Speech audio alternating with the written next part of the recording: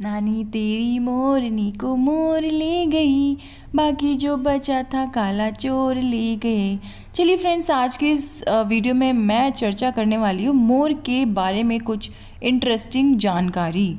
देखिए, मोर एक सुंदर पक्षी है जो भारतीय उपमहाद्वीप, दक्षिण पूर्व एशिया और अफ्रीका महाद्वीप के कांगो बेसिन में पाया जाता है।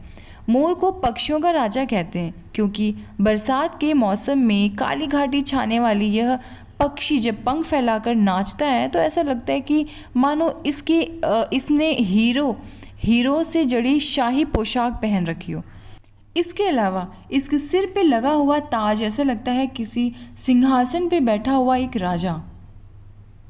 सो फ्रेंड्स, अगर आप मेरे चैनल पे न्यू हैं तो सब्सक्राइब किए बिना बिल्कुल मत जाइए, क्योंकि मैं यहाँ पे लेकर आती हूँ बहुत ही इंटरेस्टिंग फैक्ट्स के साथ कुछ गवर्नमेंट एग्ज़ाम्स के कंटेंट भी। अगर आप गवर्नमेंट एग्ज़ाम की तैयारी कर रहे हैं तो मेरे साथ जुड़े रहिए। चलिए, आज के इस वीडियो में हम बात करने वाले हैं मोर के बारे में।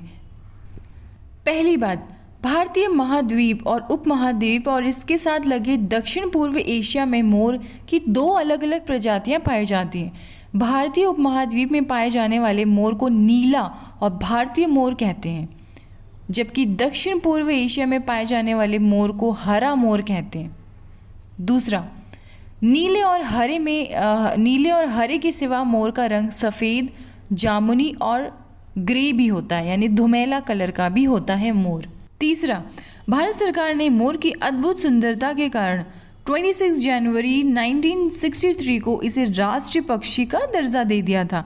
नीला मोर भारत का राष्ट्रीय पक्षी है, जबकि हमारे पड़ोसी देश म्यांमार का राष्ट्रीय पक्षी धुमेला मोर यानी ग्रे पीकॉक है।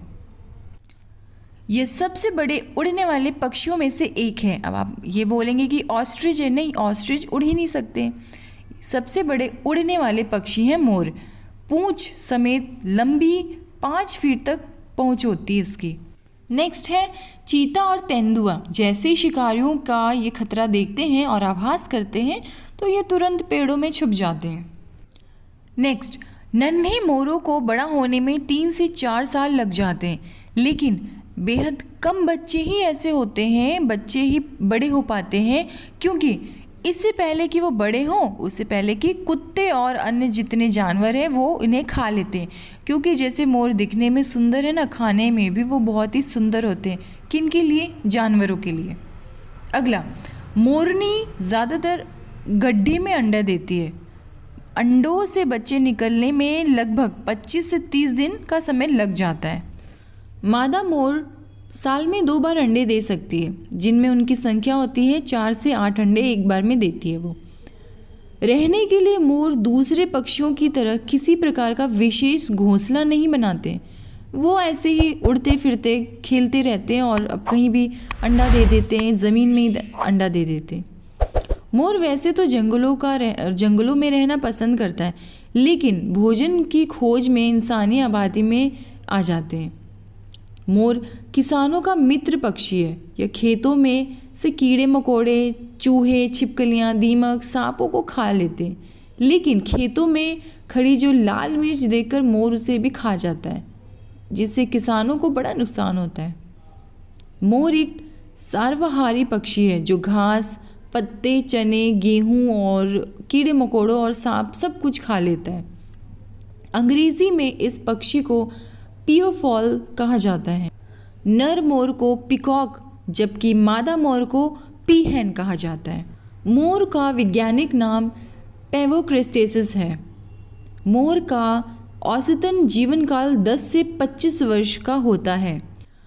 साल में वर्षा ऋतु के दौरान जब बारिश होती है उस दौरान यानी कि अगस्त के महीने में मोर के सभी पंख झड़ जाते हैं, लेकिन गर्मियां आने से पहले ये पंख फिर से निकल आते हैं। मोर के पंख काफ़ी प्रसिद्ध हैं, लेकिन ये केवल नर मोर में ही पाए जाते हैं।